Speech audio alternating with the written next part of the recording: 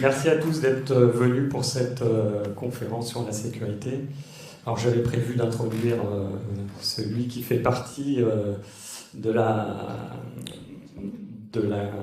cellule sécurité de Friends of Presta avec énormément d'énergie, effectivement, et il dirige aussi une société qui s'appelle TouchWeb, qui est spécialisée dans l'hébergement et dans l'infogérance de sites e-commerce. Donc voilà, je vous demande d'accueillir Vincent Guénard.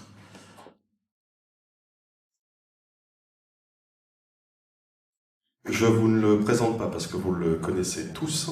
Il a été le premier à publier des CVE sur l'écosystème avant d'industrialiser leur publication. Il est le directeur technique de 202 e-commerce, agence e-commerce et créateur de modules Clotaire Renault.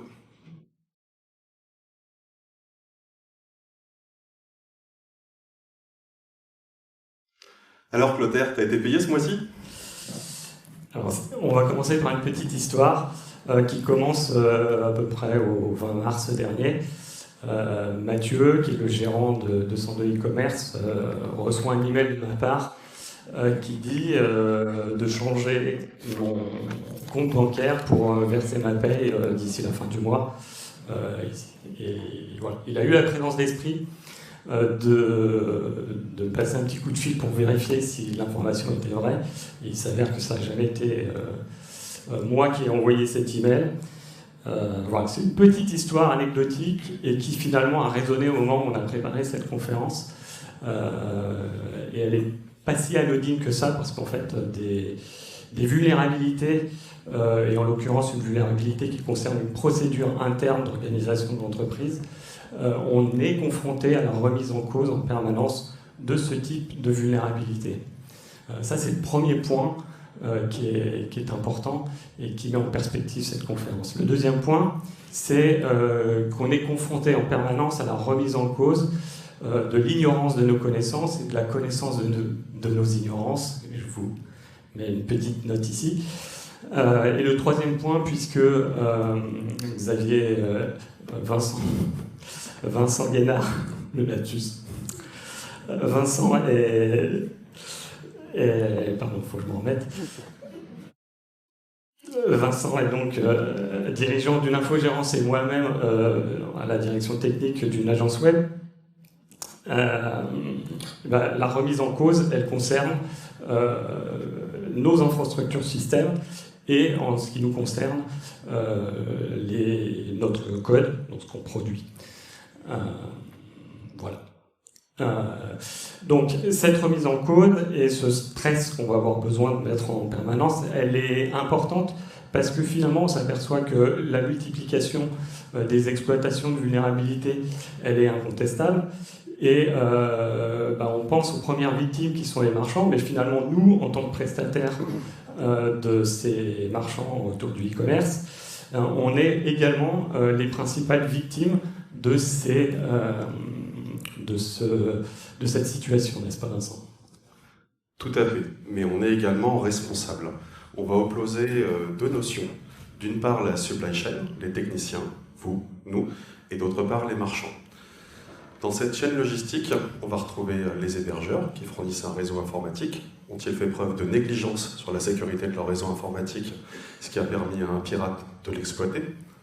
Les infogérances ont-ils fait preuve de négligence sur la définition d'un plan d'atténuation des risques dans le respect de l'état de l'art, et en l'occurrence de la PCI DSS? Les créateurs de modules ont-ils fait preuve de négligence sur des process qualité qui ont permis de laisser passer des vulnérabilités potentiellement critiques? Le développeur a-t-il fait preuve de négligence sur un devoir de conseil auprès de son marchand et ne lui a pas dit qu'il fallait faire des audits de sécurité préventifs? Et pour finir, le marchand a-t-il voulu faire des économies d'échelle en choisissant un hébergeur low cost?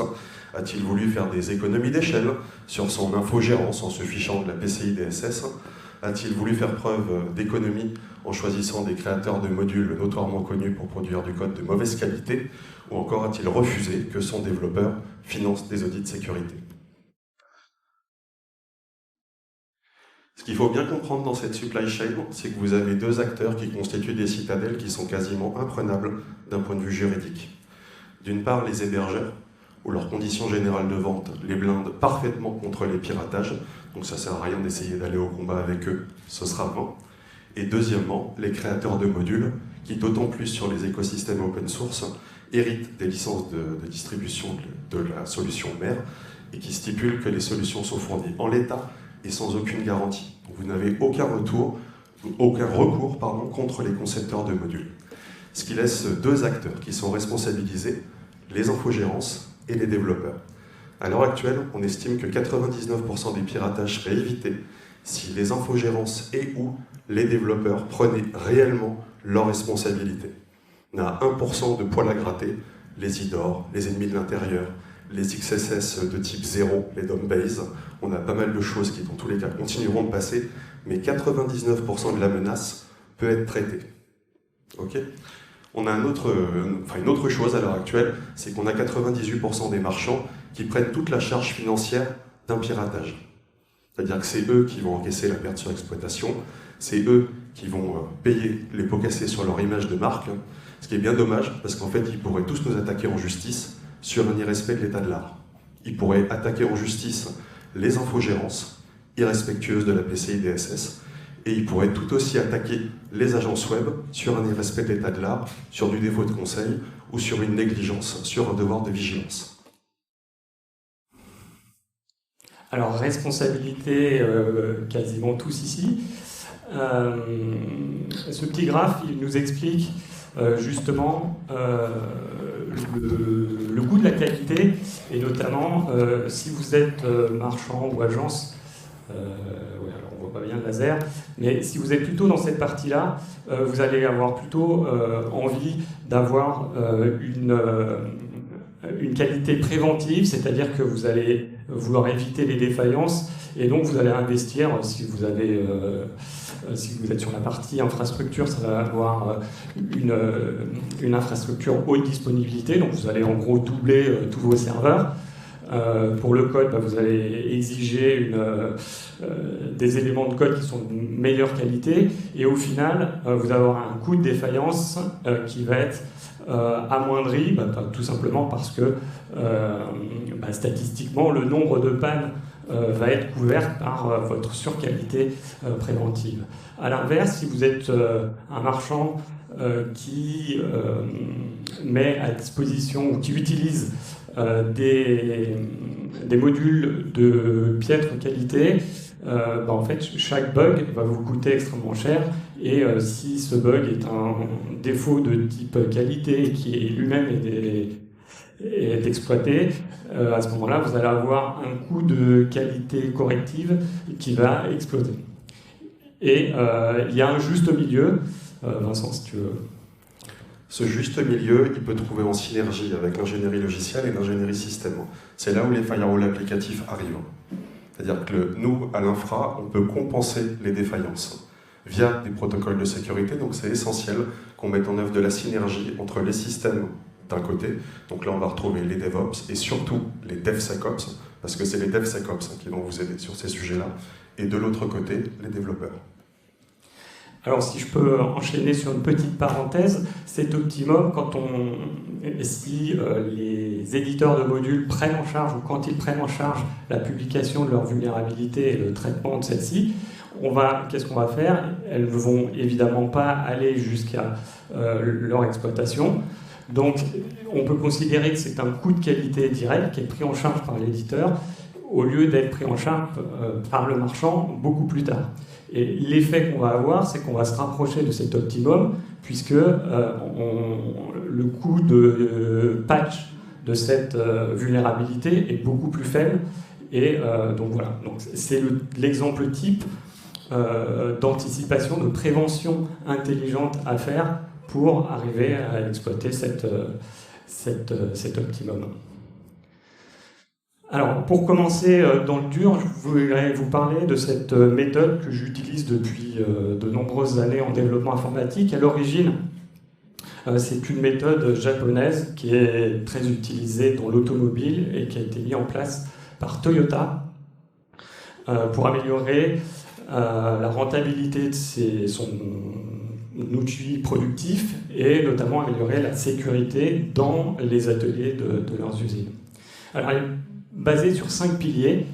5 piliers autour de l'amélioration du lieu de travail. Donc, elle correspond finalement autant à une solution pour l'infrastructure système ou pour le développement. Mais vous pouvez aussi la mettre à disposition de votre outil de travail tous les jours et de votre bureau, même si vous le souhaitez, bureau informatique. Premier pilier, trier, c'est-à-dire nettoyer, supprimer tout ce qui est inutile.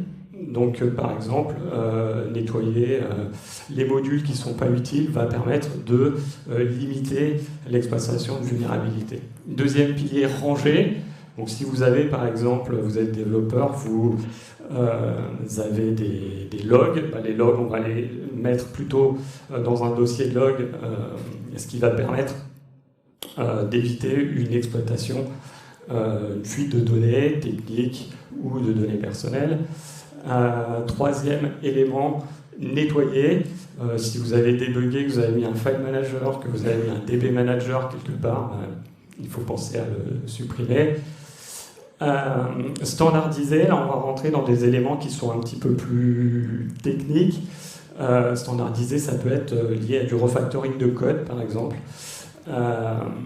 Et enfin, maintenir, ça va être prendre en compte les points précédents et faire en sorte de faire de l'amélioration continue sur ces points. Voilà. Vincent. On va s'attarder sur le maintenir, qui est l'un des points les plus essentiels via les stress continus. Premièrement, de l'infrastructure, donc ça va être mes parties, et deuxièmement, du code, ça ce sera la deuxième partie par l'auteur. Je vais vous parler du cas d'un prospect, c'est une marque de renommée mondiale que vous connaissez probablement tous, je ne peux pas dire son nom pour des raisons de confidentialité. Son shop a été piraté en juillet 2022. En conséquence, son prestataire de services de paiement a coupé son contrat de vente à distance. Il s'est pris une fermeture qu'on peut considérer administrative pendant un peu plus de 6 mois, qui a chiffré à des centaines de milliers d'euros. Autrement dit, ça a été particulièrement douloureux, avec une obligation de passer une SAQA. Pour ceux qui ne savent pas ce que c'est une norme autodéclarative qui permet de faire une analyse d'écart avec la fameuse norme de sécurité PCI DSS, et qui regroupe un ensemble de points de coût de l'hygiène informatique. Quand la DSI nous a contacté, donc sa direction de système d'information, c'était fin 2022, ils nous ont tout de suite challengé pour intégrer des pentests automatisés sur les infra-touchweb. Il y avait évidemment une grosse perte de confiance en fond de la part de la DSI et surtout envers son ancienne infogérance. Challenge qu'on a accepté. Et c'est là qu'on rencontre Qualys. Alors, on connaissait Qualys évidemment de nom. On n'avait jamais rodé Qualys WAS, Web Application Scanning. Ce test d'intrusion est un véritable hymne à l'humilité. C'est des choses que je vous souhaite vraiment tous de découvrir, parce que ça vous permet vraiment de refaire corps avec ce que vous ne savez pas que vous ne savez pas. Vous connaissez tous ce petit camembert avec ce que vous savez que vous savez, ce que vous savez que vous ne savez pas, et ce que vous ne savez pas que vous ne savez pas. Et plus vous vieillissez, plus vous allez sous-estimer ce que vous ne savez pas que vous ne savez pas. C'est pour ça que c'est essentiel de remettre ce type de tiers dans les boucles. On est en train de parler d'un peu plus de 12 000 stress tests hautement hétérogènes sur les infrastructures, l'ensemble en boîte noire. En boîte noire, ça veut dire que quand ils font le test d'intrusion, ils n'ont pas conscience ni des fichiers sources, ni des bases de données. Donc c'est des tests qui sont faits complètement à l'aveugle, sur la base des données publiques, autrement dit votre front-end, le site internet. On a des choses qui sont relativement triviales et qui se bloquent très bien, il n'y a vraiment aucune excuse en 2024 à les bloquer. Par exemple, des injections SQL, c'est très grossier, des injections PHP, pareil, des passes traversales. Là, on est vraiment sur des menaces de niveau junior. Et après, on a des choses qui sont beaucoup plus touchy, comme par exemple la collecte d'informations. Est-ce que vous bloquez les points TXT qui permettent de mettre à nu toutes les versions de tous les plugins sur WordPress et donc facilitent très grandement les intrusions dans un second temps? Est-ce que vous bloquez les points XML qui permettent de mettre à nu toutes les versions de tous les modules de votre PrestaShop et là aussi facilite grandement les tests d'intrusion? Est-ce que vous bloquez les fichiers qui commencent par des points, ou là aussi, sur les applications Symfony par exemple, permet de récupérer des credentials qui permettent d'escalader sur des containers Kubernetes par exemple. Et enfin, de la détection de faiblesse. Donc là, ça va être un ensemble de points de contrôle pour vérifier que vous avez paralysé un ensemble de dossiers. Par exemple, des racines qui peuvent cacher des index.php truffés de malware, qui sont des vrais sujets. Vous avez deux gros sujets après. Sur le test de Qualys, vous avez un sujet qui est assez trivial, qui est la recherche de vulnérabilité. Donc ça va être 1% du test. Il suffit juste de consulter le rapport en sortie et de constater les vulnérabilités qui existent dans le système d'information. Vous êtes drivé par Qualys, vous avez un petit rapport, vous mettez en œuvre les rémédiations, ça va vite, concrètement. Vous avez 99% du travail qui arrive dans un deuxième temps. Ce deuxième temps, c'est prendre la mesure de la précarité des mécaniques de cyberdéfense que vous avez. Hop. Ça va être douloureux pour ceux d'entre vous qui n'ont jamais entendu parler de firewall applicatif. Il y a un petit retour dans le réel vis-à-vis de l'état de l'art qui ne va pas se faire dans la joie et la bonne humeur, mais c'est important pour autant de le faire. À TouchWeb, on a mis en place des trackers qui nous permettent de suivre de manière fine tous les mois ce qui passe, ce qui n'est pas bloqué, ce qui est bloqué. Donc tous les mois, du coup, on fait des statistiques sur les taux de blocage. On vous suggère de le mettre en œuvre, ça facilite grandement les analyses d'écart au fil des mois avec ce que vous mettez en œuvre. Vous allez vous sentir extrêmement seul, vraiment, quand vous allez passer pour les premières fois ces tests. Ils sont très violents, très durs et très compliqués. Donc là, c'est vraiment un rappel à l'humilité. À ce moment-là, il faudra bien vous rappeler que vous n'êtes pas seul.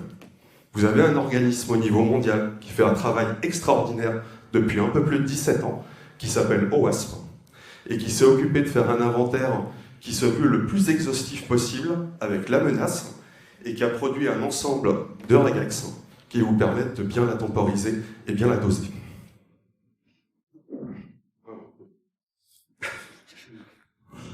Merci, Tom. Hop. Le gros challenge, ça va être de faire l'appairage entre les expressions régulières et les regex fournis par OWASP et ce qu'on va qualifier, nous, de chaos des systèmes e-commerce. Donc ce chaos, ça va être un input totalement non maîtrisé de la part de vos visiteurs, de la part d'administrateurs, de la part d'API tierces, des modules de paiement, des modules de remarketing, des modules de mailing, tout cet ensemble qui est extrêmement hétérogène et qui vont évidemment déclencher de manière plus ou moins erratique des regex qui sont toujours perfectibles par nature, fournis par OWASP. Donc là, on est sur un gros sujet d'appairage. Et un deuxième sujet qui arrive dans la foulée, qui est la gestion des faux positifs. Parce que plus vous allez bloquer, plus il va y avoir de bruit, plus vous allez évidemment bloquer de trafic malveillant, donc de trafic illégitime, mais plus ça va devenir compliqué de suivre ce que vous ne devriez pas bloquer. Donc là, on en arrive à un gros sujet. À TouchWeb, on a discriminé les zones. On a des zones amies, des zones neutres, des zones ennemies, ce qui nous permet de rapidement filtrer tout un trafic qu'on va juger comme très probablement malveillant, potentiellement malveillant et très peu probablement malveillant, avec des actions derrière sur les firewalls applicatifs.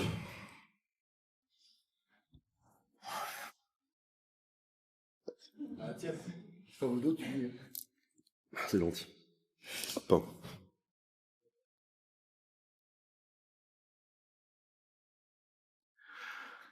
Pour finir, quand vous aurez bien fait votre travail, ce qui va prendre probablement plusieurs mois à plusieurs années, normalement vous devriez atteindre des taux de blocage qui vont être supérieurs à 70 à 80% sur ce test. Ça, ce sera vraiment top pour vous. Autre chose super top, c'est que vous aurez une veille active sur la menace. Donc après, une fois que vous serez bien rodé sur ces tests applicatifs, en fait, quand ils vont repasser, vous prendrez juste le delta, et puis vous alignerez sur ce que Qualys essaye de chercher, et hop, vous ajusterez très fluidement en fait les choses. Deuxième truc sympa, c'est que vous allez rentrer dans un cercle vertueux, parce que vous allez devenir, expression régulière, première langue. Vous allez parler le regex comme vous parlez le français. Et ça, c'est top. Et ça, je sens que tu vas adorer, Thomas. Mais le truc sympa, c'est que plus vous allez bloquer, mieux vous allez bloquer. Donc là, le seul petit truc à savoir, c'est que les regex, on monte assez bien en compétences dessus. Il faut juste penser que vous avez entre 10 000 et 15 000 heures qui ne vont pas être agréables. Mais après 15 000, c'est bien. Voilà. Ça peut vous rassurer, ça devient fluide. Un petit conseil, plus vous attendrez, plus ça va être compliqué de le mettre en œuvre. C'est beaucoup plus simple de le mettre en œuvre sur un site dès la conception, ou si vous avez moins de 10 sites, que si vous en avez 50, 100, 500, 5000, où là ça devient réellement un enfer. Okay. Donc mettez-le en œuvre au plus tôt, c'est essentiel. Dernière chose, Les infogérances sont vos meilleurs alliés. On est là pour vous aider. Vous avez peut-être subi des infogérances qui étaient particulièrement rigides sur le sujet. Sachez que les infogérances qui ont des expertises DevSecOps sont vraiment là pour faire l'appairage entre vos besoins et les règles. On essaye de vous aligner au mieux avec la PCI DSS, sans oublier que business first. Clotaire, je te laisse enchaîner. Merci Vincent. Effectivement, c'est hyper important de mettre au cœur de l'amélioration continue des règles de firewalling le développeur, sinon ça devient une vraie contrainte. Cela dit, la mise en place d'un firewall applicatif est certes essentielle, mais c'est nécessaire, mais c'est pas suffisant, et stresser son code en continu, alors on l'a appelé comme ça, on aurait pu appeler ça CI. Et j'ai écouté avec attention la conférence ce matin d'Hervé. On va compléter ce qui s'est dit ce matin à partir de plusieurs outils que je vais vous présenter ici, qui ne sont pas forcément à l'origine exclusivement réservés à la sécurité, mais finalement la qualité logicielle est beaucoup plus globale que la sécurité. La sécurité rentre dans la sécurité rentre dans la qualité logicielle. Premier outil, PHP-CS, qui va permettre de rendre le code standard, c'est-à-dire respecter les règles et les nomenclatures PSR. C'est le premier outil. J'ai choisi de les grader. Alors si vous connaissez forcément, ou en tout cas vous appliquez forcément au quotidien ces règles, si vous avez déjà de l'expérience sur ces outils de qualité, mais si vous voulez commencer, évidemment qu'il faut commencer par là. C'est un outil qui s'intègre facilement dans un IDE, mais qui peut aussi être utilisé à travers Composer, et je vous ai mis ici, il est intégré à PrestaShop PHP Dev Tools. Et donc très facile d'utilisation. Il va corriger automatiquement les retours chariots quand vous mettez une accolade selon une classe, une condition, etc. Donc il a un pendant, un fork qui s'appelle PHP-CS Security Audit, qui permet lui d'exclure ou de considérer comme violation l'usage de fonctionnalités qui sont réputées pour être trop permissives ou associées à des vulnérabilités, comme c'est le cas avec Eval, comme c'est le cas avec Unserialized System, etc. Voilà, je pense que tu avais des questions, Vincent. Comme on l'a vu à travers toutes les CVE qu'on a publiées depuis 1 an et demi, où un peu plus de 99% sont liés à des mauvaises validations en entrée, qu'est-ce que tu as proposé là-dessus ? Alors effectivement, cet outil n'est pas... je le présente parce qu'il est important et il permet d'avoir une première approche de qualité, mais le deuxième outil... Merci. Le deuxième outil qui s'appelle PHP-Stan est vraiment intéressant. Donc c'est un outil d'analyse statique du code PHP et qui permet en premier lieu, diminuer le nombre de bugs. Pourquoi ? Parce qu'il va permettre de lire l'intégralité du code, notamment du module qui est en train de développer, par exemple, mais aussi va prendre tout le contexte de PrestaShop, et il va permettre de détecter si des variables, des classes, des méthodes sont utilisées alors qu'elles n'ont pas été définies. Donc ça, c'est des cas de bugs classiques, mais en plus, ce qui est vraiment intéressant, c'est sa capacité à analyser le type de variable qui est utilisé dans chacune des fonctions ou des méthodes. Et ça, le fait de forcer le typage fort d'une fonction, ça va réduire les vulnérabilités, puisque quand on a une injection SQL avec une variable qui n'est pas typée, si elle avait été typée, évidemment, automatiquement, on n'aurait pas pu avoir d'injection SQL, dans la plupart des cas. En tout cas, c'est un effort intéressant pour le développeur que de typer ces variables, et je vous encourage tous à le faire dans le maximum possible dans vos modules. Une fois qu'on a mis en place ces deux premiers outils, on peut mettre en place ce que Hervé a présenté ce matin, c'est-à-dire une chaîne d'intégration continue. Nous, pour les projets de sites e-commerce, pour lesquels on développe en général plusieurs modules, on va utiliser une chaîne autour de GitLab. On va mettre en place une machine virtuelle qui est composée très simplement du plugin GitLab Runner, et on va installer un Docker dessus. Et chaque push de code dans le repository va permettre d'exécuter les tests qui sont présents ici. Donc ça, c'est un vrai exemple de projet qu'on a en ce moment. PHP-CS, PHP-Stan, et puis des tests unitaires PHP-Unit. Et puis sur la droite, des outils qui sont proposés par défaut par GitLab. Vous allez retrouver le PHP-CS Security Audit, dont je vous ai parlé, et puis un Secret Detection qui permet de savoir si vous ne committez pas des mots de passe, ce qui peut être intéressant d'avoir cette détection. Les autres outils, bon, je passe rapidement, mais il y a d'autres tests qui sont joués.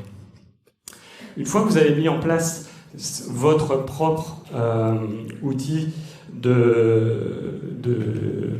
d'intégration continue, vous allez pouvoir jouer avec d'autres outils, et notamment je vous présente 3 outils qui sont disponibles à partir de GitHub cette fois. GitHub a une solution équivalente à GitLab Runner, c'est GitHub Actions. Vous avez un premier outil ici qui est intéressant, il est sorti de la bêta il y a peu de temps, qu'on a mis en place sur nos développements. On utilise GitHub sur les développements de modules partenaires qui sont publics. Et CodeQL est un outil qui est vraiment orienté et ciblé sur la sécurité, qui fait de l'analyse statique et qui couvre du JavaScript et du TypeScript. Vous avez un exemple ici de vulnérabilités XSS qui ont été détectées automatiquement sur un module de test que j'ai créé, où je me suis forcé à faire des vulnérabilités. Pour vous montrer un exemple, c'est pas encore disponible pour PHP, mais je pense que la communauté PHP serait très intéressée pour avoir un équivalent. Le deuxième outil que je vais vous présenter, c'est Dependabot. C'est vraiment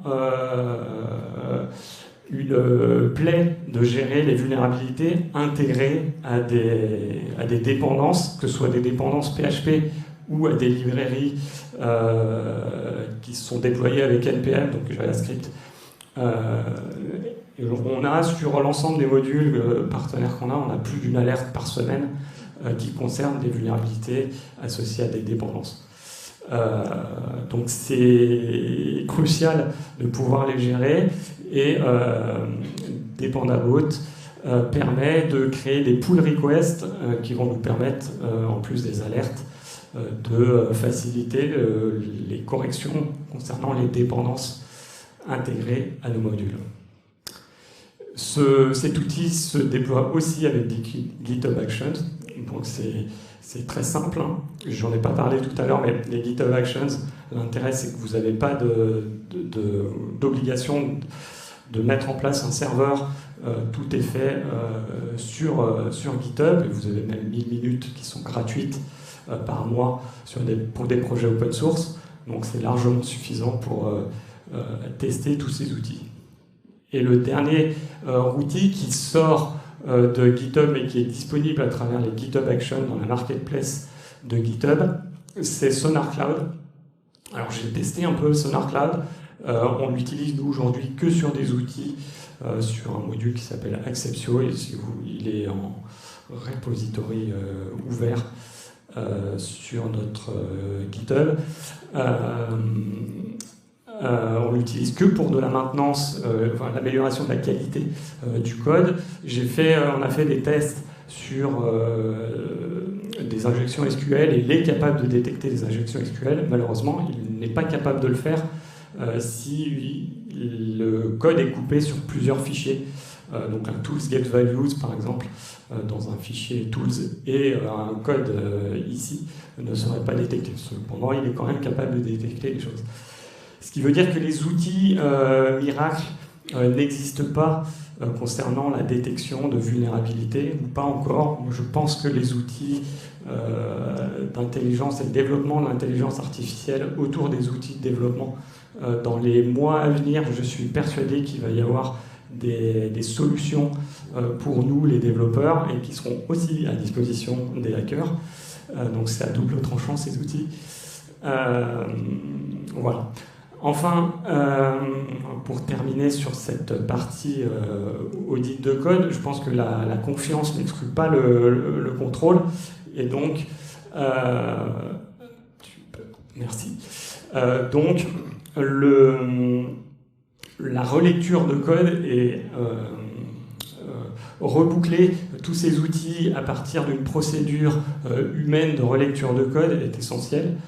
Si vous êtes freelance tout seul, peut-être qu'il faut vous trouver un deuxième freelance tout seul. Je pense que c'est important. Chez 202, on fait relire tous notre code, y compris le mien. Parce que ça a des vertus aussi bien de formation, de remise en cause de nos certitudes. Et en tout cas, c'est toujours intéressant de le mettre en place. Vous avez également des formations sécurité qui sont dispensées chez FOP, qui sont offertes aux adhérents FOP. On couvre pour le moment les injections SQL qu'on a vues l'année dernière. Là, on est en train de couvrir le scoring CVSS, où, comme vous le savez, on a un peu plus encore de 90% des concepteurs de modules qui sont totalement incapables de faire la distinction entre un bug et une vulnérabilité critique qui va permettre un pillage massif de code de carte bleue. Donc on a un vrai besoin en ce moment de faire monter en compétence les développeurs pour qu'ils comprennent l'impact de leurs erreurs sur la supply chain. Donc venez à ces formations, elles sont offertes aux adhérents. On conclura par le fait que l'open source doit sa sécurité à sa transparence et pas à son opacité. On est une grande famille, on a tous les défauts de nos qualités sur cet écosystème. On est sur un écosystème qui est accessible à des développeurs juniors. Donc ça, c'est très positif. Ça permet d'améliorer l'adhésion, ça facilite les montées en compétences, mais on a un écosystème qui est adapté à des développeurs juniors, ce qui est aussi son plus grand défaut.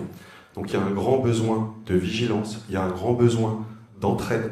On est une grande famille, on a encore énormément de choses à faire ensemble. C'est essentiel qu'on se serve les coudes, qu'on bosse ensemble et qu'on devienne tous vigilants.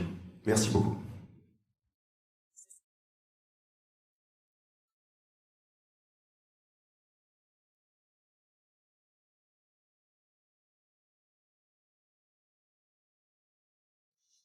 Avez-vous des questions ?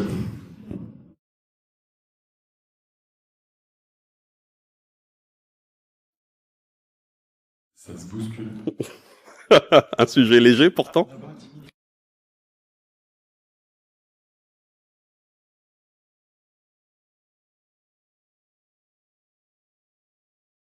Du coup, moi, c'est pas du tout une question, mais j'aimerais remercier particulièrement Vincent et Clotaire et la cellule sécurité FOP pour tout le travail qu'ils font dans l'ombre pour l'écosystème, parce que depuis peut-être 1 an et demi, 2 ans, ils investissent beaucoup de temps pour que de marchands et agences aient des modules de qualité, etc. Et c'est vraiment important qu'on ait des gens qui se spécialisent sur ces sujets-là dans l'écosystème. Vincent, Clotaire, merci beaucoup.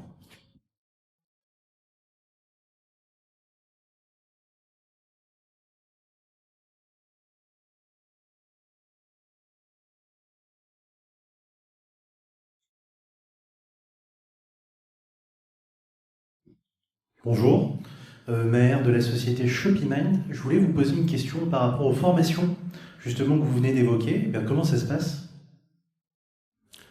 Alors concrètement, on vous envoie des petits scripts qui sont particulièrement et qui commencent par danger, vous allez exploser votre site si vous n'êtes pas derrière un firewall applicatif, parce qu'on aime bien utiliser des éléments de langage très positifs à TouchWeb, c'est notre marque de fabrique. On vous envoie les charges et après on se rejoint sur un Google Meet généralement et on passe des slides et on vous apprend à exploiter les injections SQL, les passes traversales, les RCE, les code injection, on vous démontre ce que sont des IDOR. On a prochainement des formations qui vont arriver sur les XSS, type 1, type 2 sur les catégories de 1 à 3. On va peut-être survoler un petit peu aussi les XSS DOM-based, les T0. Mais ça, l'idée, c'est vraiment de vous faire monter en compétence sur le reviewing, orienté sécurité, donc des approches DevSecOps, pour vous former sur ces problématiques, avec pour objectif d'améliorer les remontées qu'on a sur l'écosystème pour toujours fiabiliser le plus possible nos prestations. Merci beaucoup, messieurs.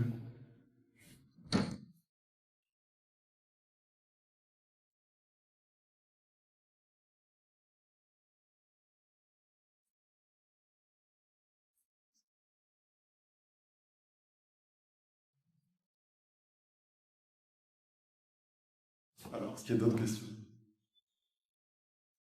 On est en avance, c'est bien. C'est bien. Tu voulais pas nous donner la liste des meilleurs éditeurs en termes de nombre de CVE? Mes avocats me coûtent déjà beaucoup trop cher pour ouvrir cette porte. Je te remercie, Jeff, pour cette idée.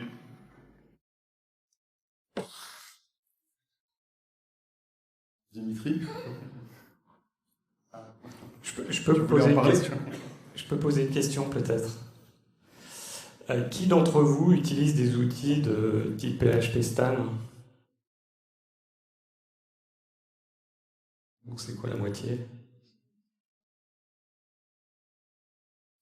Et est-ce que quelqu'un veut nous donner un retour d'expérience sur cet outil?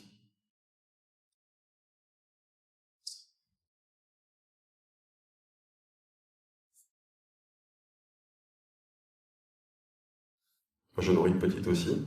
Qui utilise des firewalls applicatifs respectueux de la PCI DSS? Ah, ça pique. Allez, une, c'est bien. Oui. Pardon? C'est un ensemble de normes de sécurité informatique. On va avoir des choses qui sont assez triviales dedans, qui va être par exemple les MCO, les maintiens en conditions optimales. Ça, c'est tout simplement maintenir son PrestaShop, maintenir ses modules, enfin, en gros maintenir l'ensemble technique. On va avoir des bons usages au niveau de la gestion des employés, du turnover, est-ce que les employés sont désactivés ou pas. Ça va être sur la définition de normes de sécurité, est-ce que vous avez mis en place des headers CSP par exemple. Je ne vous ai pas parlé tout à l'heure des injections XSS, mais là on est sur un sujet qui est extrêmement velu. Par exemple, le test d'intrusion de Qualys, c'est à peu près 60% du test, c'est sur les injections XSS, la définition des headers CSP pour atténuer les risques, la définition des corses, la lutte contre les CSRF, vraiment sur des très gros blocs. Et c'est très intéressant de la passer, au moins essayer de contacter une société de sécurité un jour pour réclamer une SAQA. C'est toujours intéressant de le faire au moins une fois, ça vous permet de vous mettre le pied à l'étrier sur les problématiques de sécurité, et dans tous les cas c'est à faire, et si vous voulez j'ai des contacts là-dessus.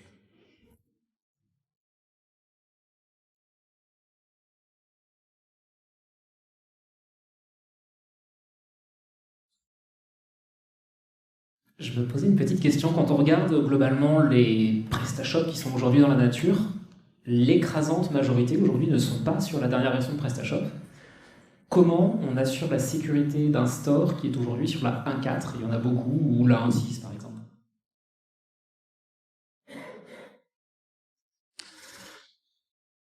Alors chez 202 e-commerce, la 1.6, ça représente 20% du parc des marchands qui sont en tierce maintenance applicative.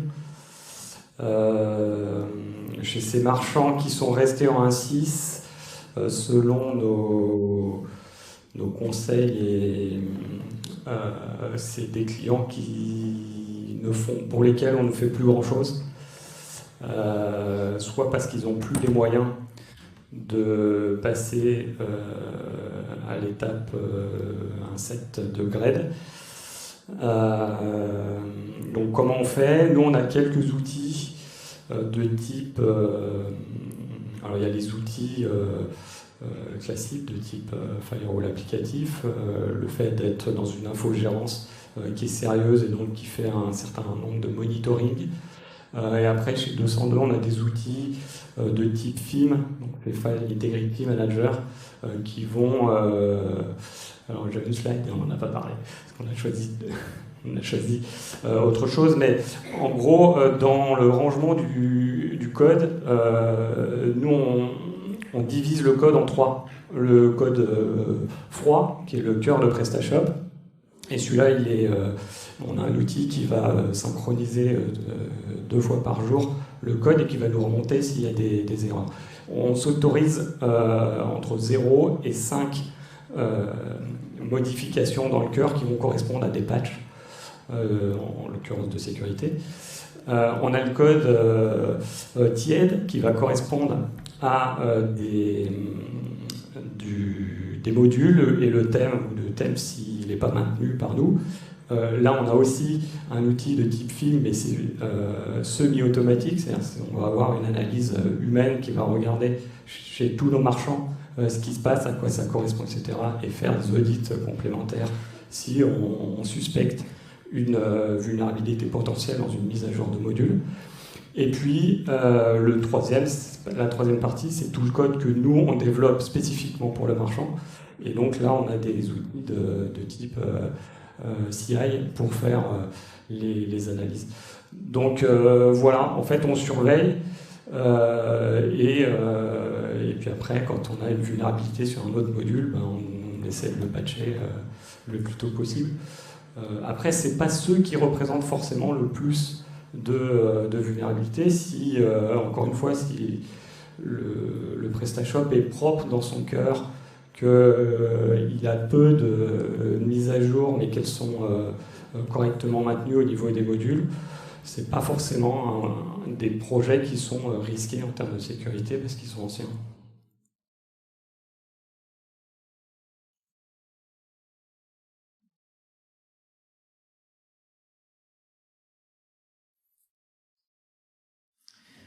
On a un site web PrestaShop et on a une équipe de cybersécurité dédiée. En fait, ce qu'ils font est de regarder des plateformes où les failles de sécurité sont affichées, souvent les CVE et tout. Donc, on est informé par eux qu'il y a des failles de sécurité.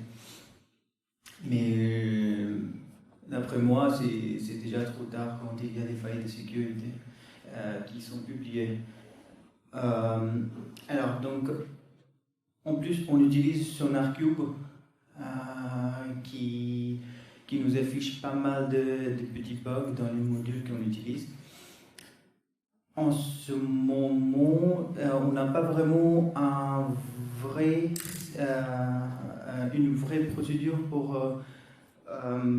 mettre des patchs sur les modules third party. Et j'aimerais savoir comment faire si on arrive à trouver des bugs dans les modules third party. On est en train de parler de beaucoup de sujets en fait en ce moment-là, et il nous reste moins 5 secondes, donc on n'aura pas le temps d'en parler là malheureusement. Peut-être une réponse rapide en moins de 30 secondes. Oui. Il y avait effectivement plusieurs sujets. Je peux prendre la patate si tu veux. Vas-y.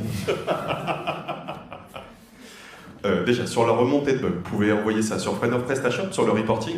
On a les DevSecOps de la cellule sécurité qui peuvent prendre le relais, dont on vous aidera à faire une analyse d'impact, savoir si c'est grave, si c'est pas grave, sachant qu'en ce moment, compte tenu de la volumétrie relativement épouvantable de vulnérabilité de gravité élevée, on en a un peu plus de 3500 qui sont référencés sur l'écosystème, sur des scoring CVSS 3.1 inférieurs à 7.5, elles sont complètement ignorées, inférieures strictement. Nous, on va traiter que ce qui est supérieur ou égal à 7.5.